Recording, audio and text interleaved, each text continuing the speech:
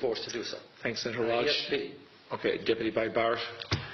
Ambassador, I will say frankly, I'm one of the people who thinks you should be expelled from this country, and I believe that that's nothing to do with you personally. It's to do with the policies of your state. And I think, along with Desmond Tutu, that the time for treating you as a normal state is over, because you're not behaving as a normal state. And I just want to ask you questions, really, in relation to that contention. And I would just say, for the record, it certainly isn't motivated by anti-Semitism in my case. I mean, for example, when disgraceful attempts were being made to downplay the horrors of the Holocaust by people like David Irving, I brought a Jewish Auschwitz survivor to this city to organise meetings and get her on national television to remind the Irish people about the horrors of the Holocaust. And I would do so again if anybody tried to downplay the horrors of what were done to the Jewish people. But it is precisely because I'm opposed to racism that I oppose what your state is doing and what it stands for. So I just want to ask you a few questions in relation to that. And I should also say, by the way, I lived for a year on Moshav Neot Hakikar in the Dead Sea in 1987, 2 weeks before the first Intifada broke out. That leads me to my first question. You have tried to cover over what you have done, the killings of innocent people in Gaza on 3 separate occasions over recent years, the seizure of Palestinian land and so on, by attacking Hamas.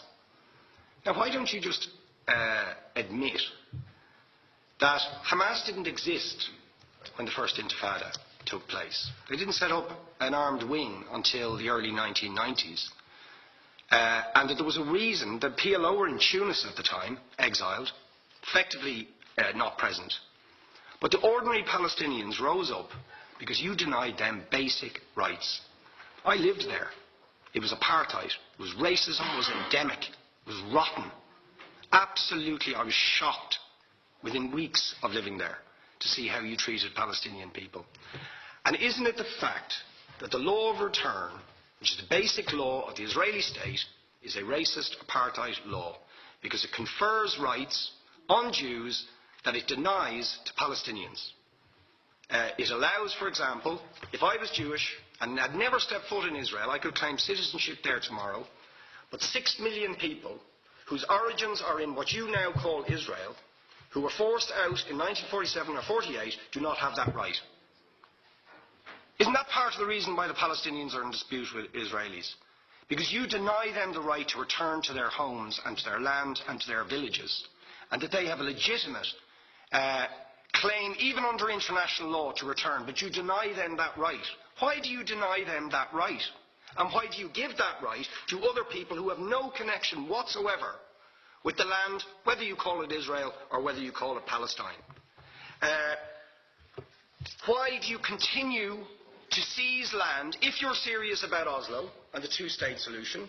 Why do you continue to seize land which, under that agreement, is land designated to be Palestinian land? 500,000 people, most of which has taken place since Oslo. You allow that to happen. Why do you allow it to happen if you're serious about giving this land to the Palestinians? It's absolutely extraordinary. And it just, are you not just taking us, Ambassador, for idiots? That you can say with a straight face, we're serious about peace, but while we're serious about peace, we're going to seize Palestinian land. And you expect the Palestinians to just sit back and do nothing about that. And the world to accept that that is an acceptable way to behave. And you asked earlier on, could we have some constructive solutions?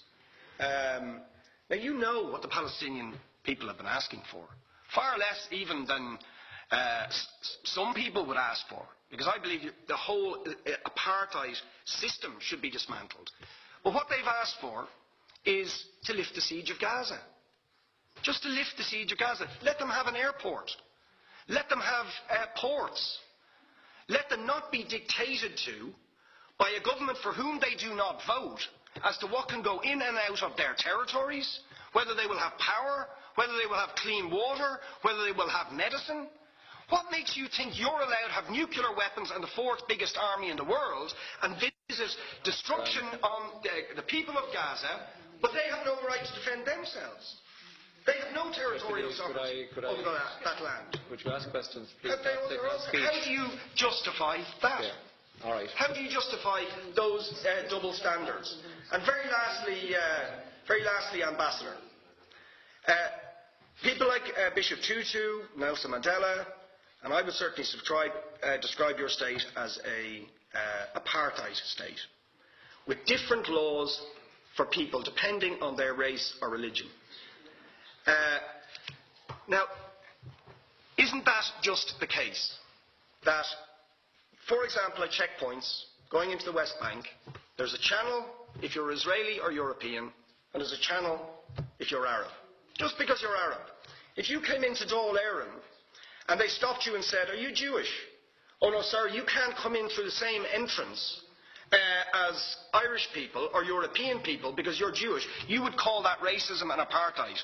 But yet you practice that.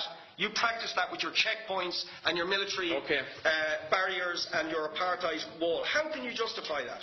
All right, thank you. Last